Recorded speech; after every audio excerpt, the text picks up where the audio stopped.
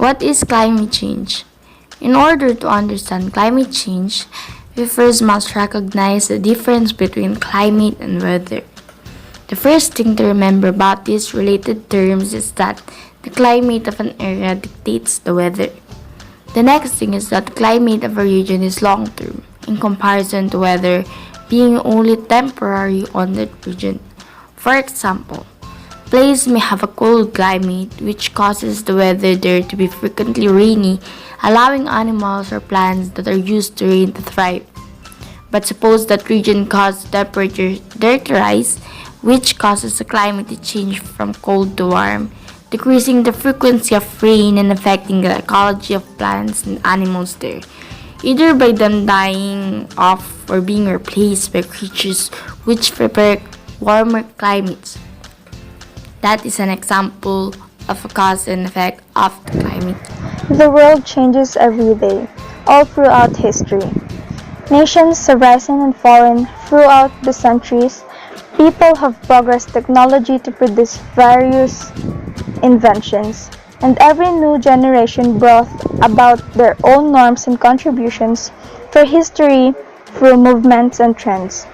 All of these actions are acts of humans which require natural resources to exist. May it be paper for writing political manifestos and research papers, or food to supply armies and rallies, or oil to fuel crusades for freedom or trade. We all have harvested resources to act. But we harvested too much.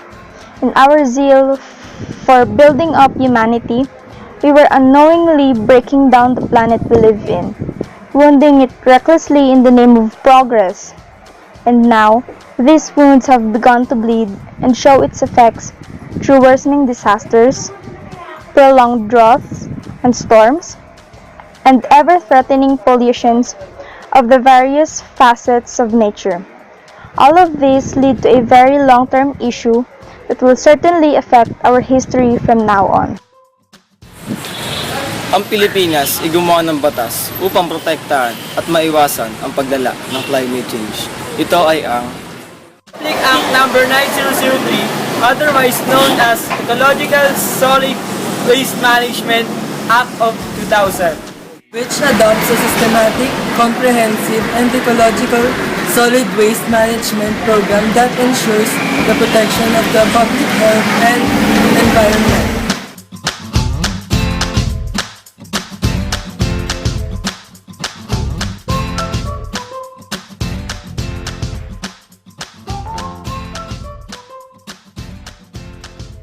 Public Act No. 9175, also known as Censo Act of 2002. Regulates the possession, sale, importation, and use of any chainsaws to conserve, develop, and protect the forest resources under sustainable management.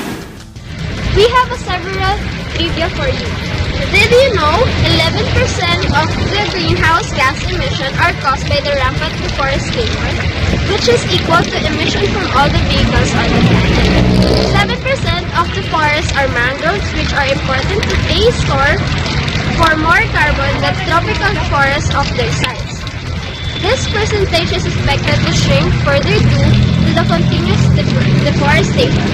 To help mitigation of the melting of glaciers, Switzerland has taken measures to wrap the glacier in the black ice.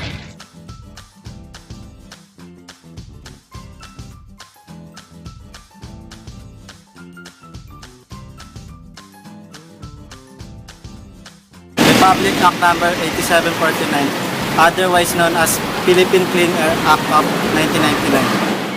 Nilayo ng batas na ito na proteksyonan ang ating hangin para sa mga mamamayan upang maiwasan ang air pollution.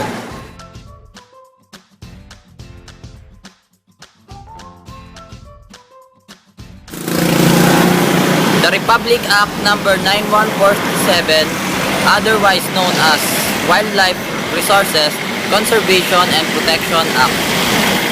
Pinaprotektahan po natin dito yung forest, so animals.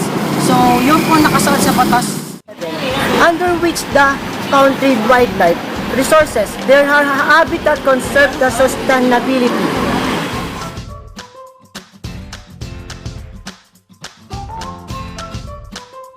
Public Act number 8485, otherwise known as Animal Welfare Act 1998. Protect and promote the welfare of all animals in the Philippines by supervising and regulating the establishment and operations of all facilities utilized for breeding, maintaining, keeping, treating, or training of all animals, either as objects of trade as household pets.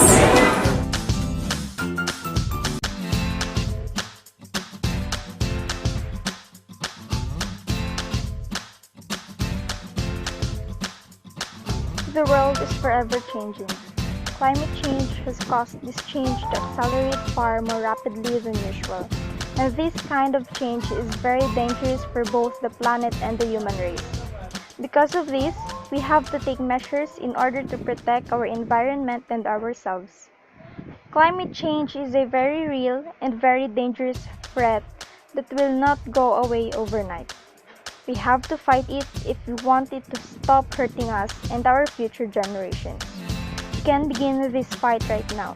We have to begin and commit to this fight now. This is the 10 facts that climate change is already happening. 1. Our summers and winters keep getting warmer. 2. Indonesia will move its capital city as its current one is sinking. 3. Average wildlife populations have dropped by 60% in just over 40 years. 4. There's more carbon dioxide in our atmosphere than any time in human history. 5. We will consume all of Earth's 2019 resources by July 2029. Dengue fever could spread through much of southeastern US by 2050. 7. Two-thirds of extreme weather events in the last 20 years were influenced by humans. 8. Carbon emissions from energy use are rising at the fastest rate since 2011. 9. 120,000 square kilometers of tropical forests were lost in 2018. 10. The UK will likely miss its transport emissions target.